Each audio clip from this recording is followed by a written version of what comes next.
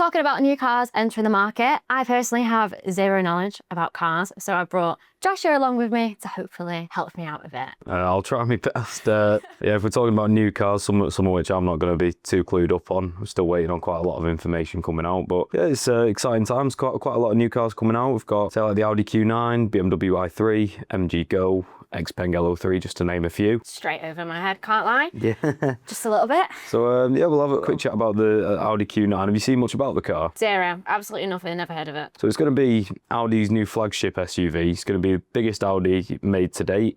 6 or 7 seater, really sort of buying into that premium luxury feel, spacious interior. Middle row is going to have electric seats. All the doors will be electrically open and closable with sensors to avoid obstacles. What do you mean by obstacles? If there's a cyclist coming, for example, you click to open the door. If it picks up the cyclist, it's not going to open it to then cause a claim for you, if that makes sense. Quite handy then. Yeah, especially for you. Hey. So yeah, no, it's exciting. I mean, I've not seen one of the Q9s. I've seen a couple of clips here and there and a bit of information, but there's not too much out there at the minute. So there's only so much you can go into about the car, but I think it's going to do well. I think it'll rival cars like the BMW X7, Mercedes GLS, essentially Range Rover as well with the size of it. Must be a pretty nice looking car then to rival that. I have no idea what the car looks like.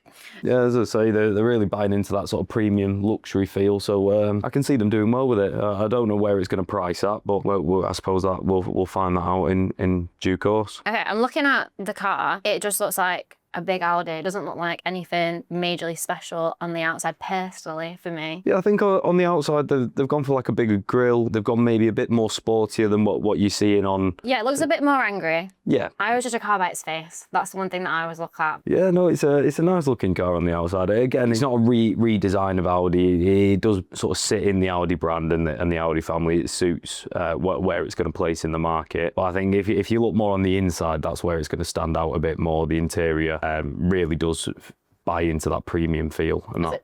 So who's it going to appeal to the most, though? Like, who would you say its target audience really was? I think it'll be more for family-driven business owners. So you've got to say a bigger family. You like driving with comfort, with luxury. As I say, like people who would normally go for a Range Rover, a BMW X7, Mercedes GLS. I think it'll really fit into that target audience. Bigger families. You need 6 or 7 seats. You want it to be a luxury premium. Bit of a life vehicle. upgrade, pretty much. Exactly that. Yeah. I mean, if you've had something like a Q7 in the past, it'll be an upgrade going into the Q9. Are there any hidden features? So, I mean, 2 that I can think of, like I say, the automatic electric doors and the pan roof, that you can make that transparent and clear at the touch of a button. But other than that, as I say, there's going to be a lot that I don't know which is going to come out in the next couple of months, I would have thought. So keep your eyes peeled. There'll be a lot of new features and information about the car coming out. Moving on to the BMW i3. I do actually know a little bit about this one. Not a lot. I just know what obviously the old i3 looks like. It's just a bit of a small car, and I have seen an image of the new one. Obviously I know it's a lot bigger. It looks a lot more slick-ish, would you say? It's not the word I'd use, but yeah, no, it's a stunning car. It's going to be a lot more aggressive Looks quite futuristic-ish. Yeah,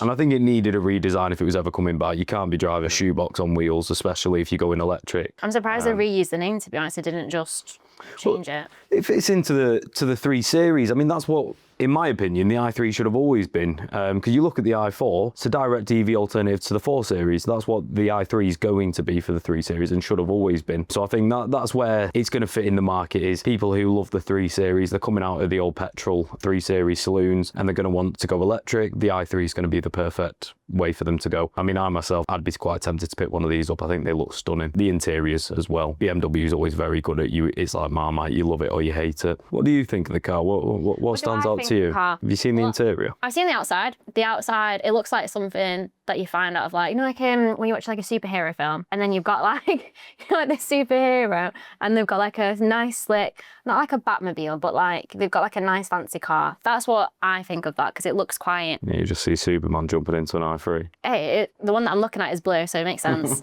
It looks very clean. It looks very put together. The screen looks like it's a weird size. Like, it doesn't look like it's completely rectangular. You get what I'm saying? I quite like what they've done with it. I think it And that would bug me though. I feel like I feel like that would bug me. if you're comparing it to every other car out there that's got a big rectangle screen, I think it stands out, looks a little bit cooler. Each to their own. I like it. Again, it's not going to be for everyone.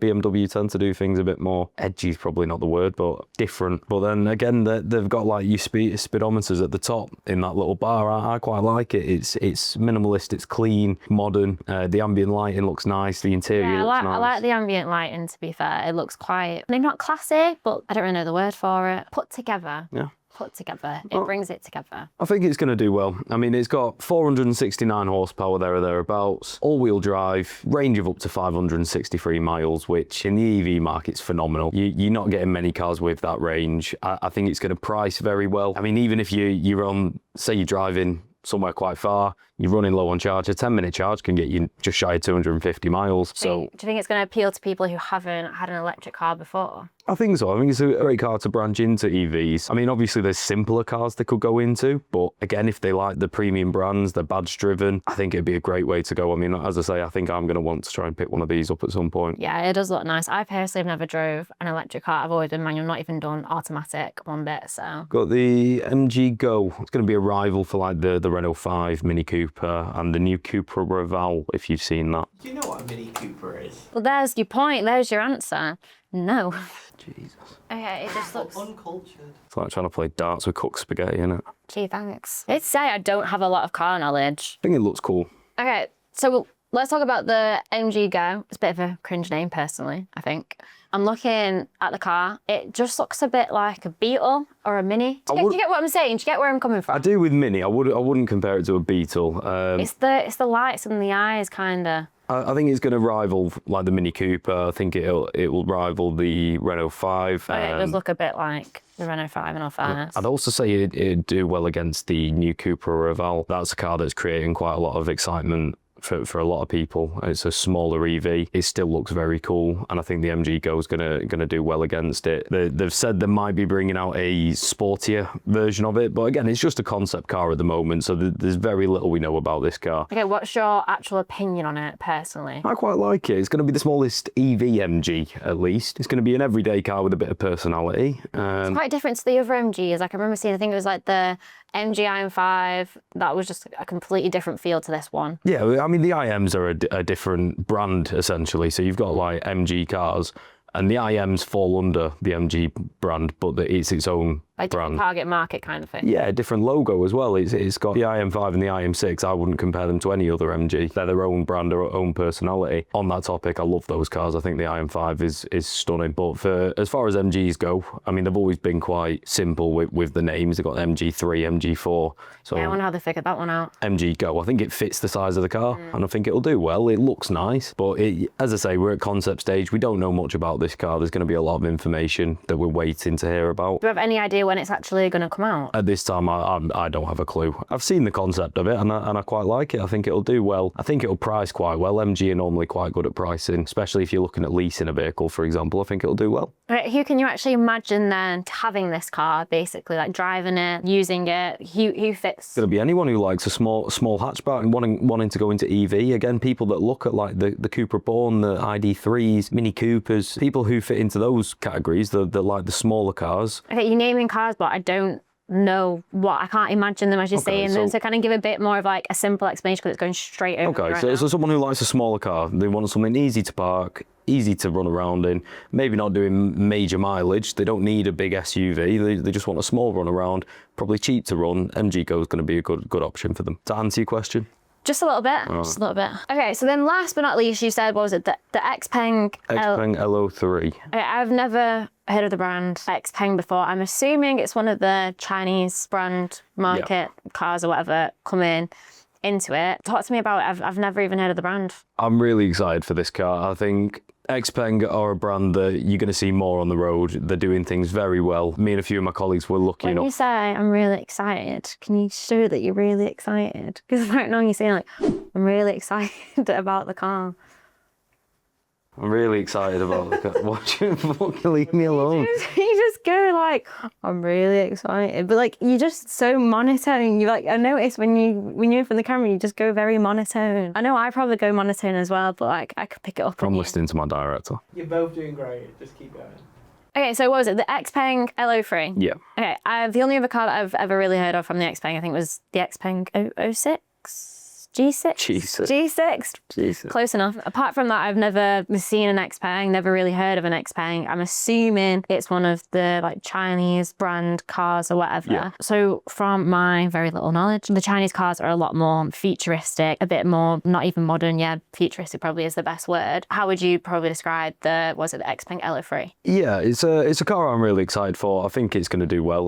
XPeng itself is a brand that I'm an advocate for. I was lucky enough to have a drive of the G6. Me and a few of my colleagues went to an event, got to hear from the brand themselves. How did you find driving it? I loved it. I've driven a few EVs now and it drove really nicely. Lots of cool features. I mean, just little things that you pick up on. Connecting my phone to it and you notice as you're driving, your music's playing. I looked to my side and the lighting's going with the music and I thought that was really cool. A bit like a little party. Yeah, a little disco in rave your in car. the It was car. nice, yeah. I had the seat massaging on. That was nice. Getting a little massage as you're driving to and from. The EVs, you put your foot down, they go. So if you like a bit of power. Bit of oomph. Yeah, they're really nice cars to drive. Very AI driven, and that's the brand themselves. I mean, if you look at what they're doing in other countries, they've got some really cool things that are coming out. I mean, they've got the flying cars. I'm not sure if that's a concept or if it's something already out, but I thought they kind of like flying cars were going to be way, way, way like into the future kind of thing. no, you thought wrong. They're not far away, or they're already here. I don't know if I trust a flying car, to be honest. I don't know if I would I either, wouldn't but even if I'm know. going to trust a brand for it, it'll probably be XPeng. So yeah, they're very AI driven. They implement a lot of AI into their cars, and I think it does well. They did very well with the G6, as I said, so I can't see why they wouldn't do well with this. Is this the car that would have, I remember seeing somewhere and it was like on the, what's it called, the screen, and it'd have like a little AI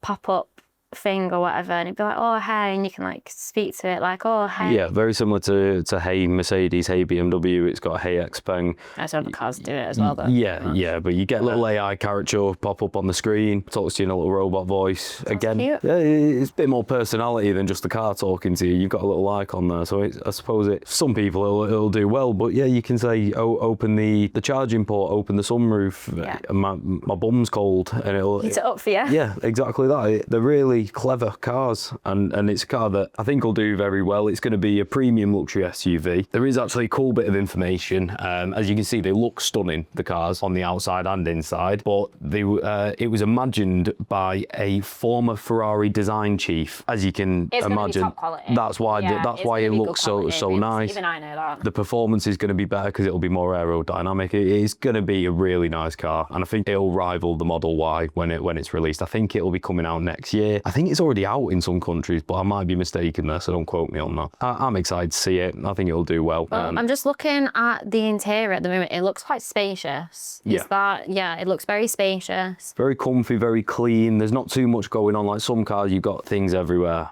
This is something that my dad kind of picks out, to be fair. He likes the Peugeot, like, cars. Like, I think he's got a Peugeot 508, 5008 or something like that. Yeah. But he goes on, it's a bit of a niche thing, but he likes a steering wheel. It's quite like a little small, it's not this big giant one. And looking at the photo, that looks quite a decent sized steering wheel. Like, I know for a fact that would definitely appeal to my dad. I don't know, it's just one of his niche little things that he kind of like goes on about. Don't know why, but yeah. But I don't know, he just says that he likes a steering wheel. Fair enough. Yeah, no, I mean, I don't know what you'd class as a decent sized steering wheel, but it's nice. Like how sometimes you can get like a big, like massive one or whatever, and then you got like little small ones, like.